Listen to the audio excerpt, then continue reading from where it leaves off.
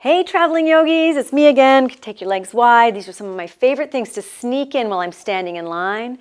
Just bend that front leg into warrior two, slide into a little baby triangle. I can do this when I'm in line. Call in group 6, group 9, because I didn't pay for early boarding. Take that a few times. It's really great for opening up that pelvic floor, opening and freeing the tailbone, just getting some blood flowing.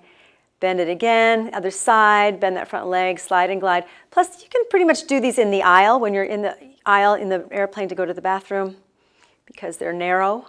You can also do them in a hotel room. These can be done anytime, even in the grocery store.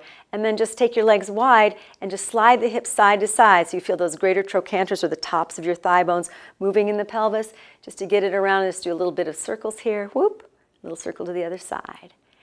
You'll feel better immediately.